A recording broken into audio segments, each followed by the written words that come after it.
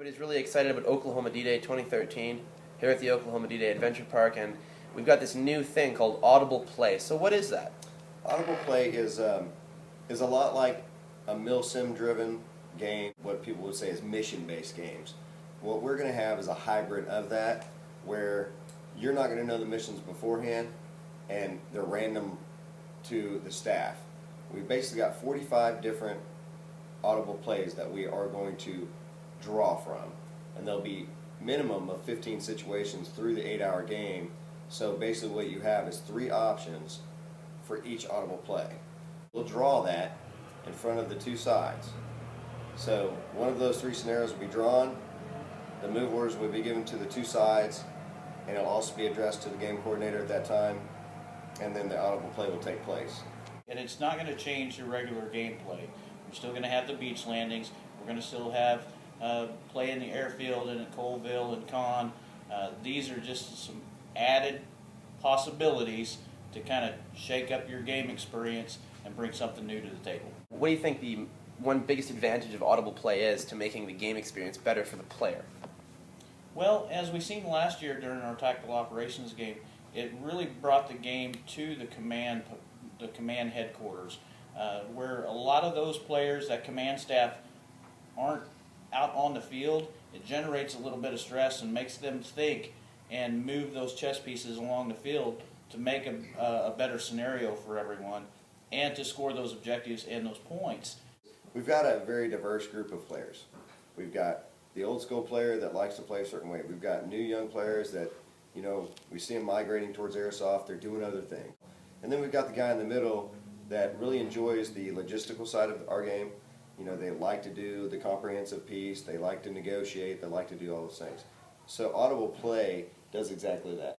The teams have spent a remarkable amount of money, time, and energy developing their talks and their communication systems, and this gives them an opportunity to use it. And the biggest thing, though, is it's going to take away the ability for either side to dictate when they're going to stop playing. In other words, if you're getting beat, and you're like, it's 11 o'clock, man, the game's collapsed, we're just getting smoked, let's go get a cheeseburger. At any time on the scoring grid, there could be 500 points up for grabs. David can beat Goliath at any minute with audible play, because the heavy points are in the audible play, where it used to be on the paper game. So you're never not going to be in a situation where you can come back. And I think that's important because people will want to play all day. Earlier, Ed, we were talking about the camaraderie here and how people come back because it's a great paintball game, but they also come back because they've got a family. That's an emotional piece for me. I mean,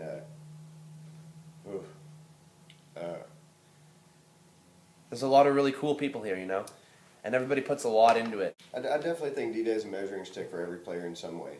A great scenario, or a good example of what D-Day really is how I met you, basically. You know, after the event, you're wore out, you're in a tent, it's raining, the last people here out of 4,000, you come from Canada, you know, slaying my RV, you're getting soaking wet. I come drag you out of there, and we spend the next 8 hours cooking chicken under a campfire and just having a good time and getting to know new people. You've been a very dear friend ever since.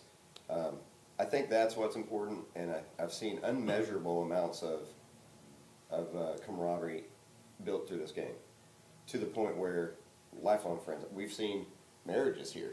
Yes, yeah, we've had people getting married right on stage in the chapel on Omaha Beach, not during the game, but you know, you take that game experience, and then in the evenings while you're here, you're sitting around the campfire and everybody's discussing what happened during the game, and discussing their lives outside of paintball, inside of paintball, and it really forms a strong bond, and everybody really looks forward to coming back every year. Every time I've come out here, I've made a new friend. It's the biggest dysfunctional family on earth, and we love everybody. We really do.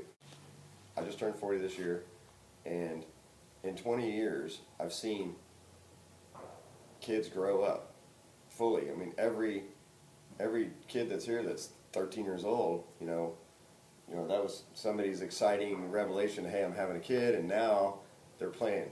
And that has been super special. And that's the future of paintball. We give those kids a great experience, and they come back every year, and they have these smiley faces. When an 11-year-old kid can go out there and do the same thing as a 30-year-old man, and have a great time With their dad. Or with their family, or with friends that they just met on the field.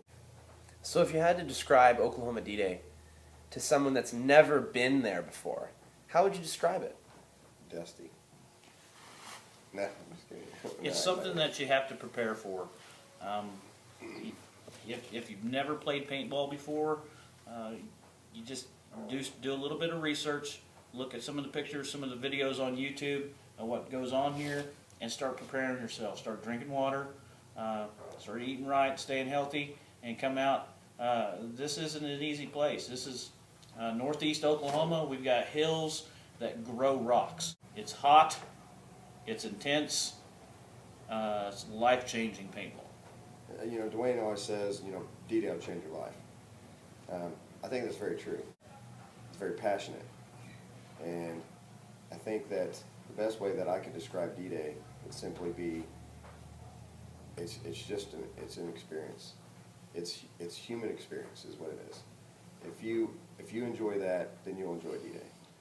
Again, this game was designed as a memorial for Dwayne's grandfather and those heroes that stormed the beaches of Normandy, and it will always be that.